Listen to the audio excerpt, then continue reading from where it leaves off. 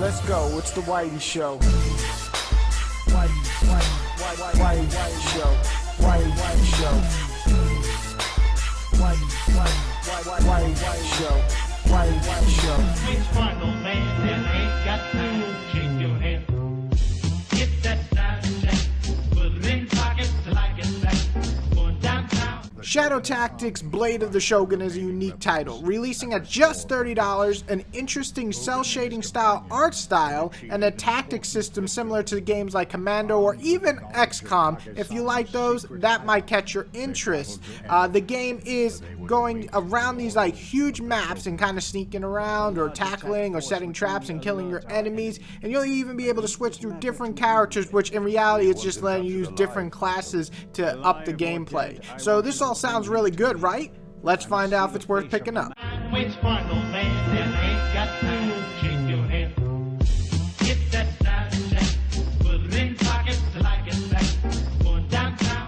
The art style. It is probably my favorite part of this game. While everyone is like really tiny because the maps are so big and it's more of a strategy game, everybody has their distinct look, especially the main characters. Also, the animations, the atmosphere, the maps, and the finishers and blood effects all look great in my opinion. It's just something I don't usually see. It has its own distinct style. The gameplay is something I haven't seen in years actually. It's more of like a real-time strategy game that forces you to figure out what to do on each map in real time versus XCOM where you can move your characters around and kind of plan it. This is everything's moving, like there's no just picking a spot and waiting for the next opponent to move.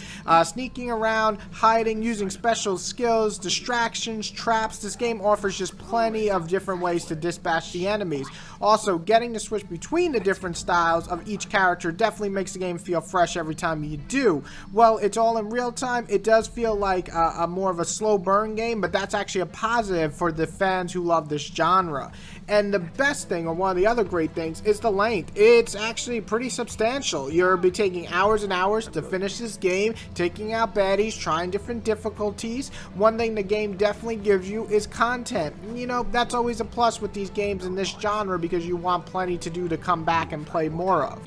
The controls are really bad at times. Now, I'm talking about on the consoles. The style of camera is not good in this game for consoles. It's suited for a keyboard and mouse, and that's a big problem for people playing this on the console. I'm playing it on my Xbox One, and it definitely feels really, really weird and offbeat. The camera doesn't follow your movement, so you have to move it manually. It's not good.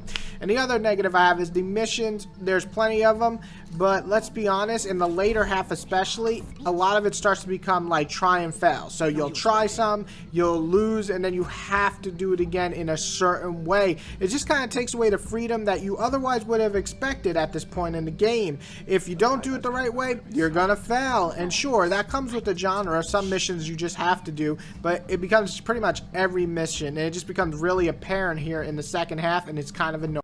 It's fun, old man, and I ain't got time to shake your hand. Get that side check, put it in pockets till I get back. Going downtown.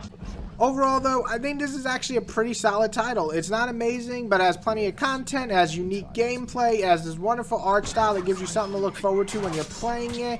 Sadly, the issues in my opinion do take away from the overall package, but still it's a cheaper price game. I think it's worth picking up if you like these type of strategy games, or you like Commando, or you like XCOM. I strongly suggest at least renting this game. I think you're going to have fun at least, but for me, I didn't love it, but I enjoyed it, so I'm going to give it a 7 out of 10. I think it's a good game. The issues like the later half and definitely the camera bring it down, but I think it's unique enough that you gotta give it a try, and I think fans of this genre are gonna like it more than even I did. Masaru, see that they are secured. They are not to be harmed. Is that understood?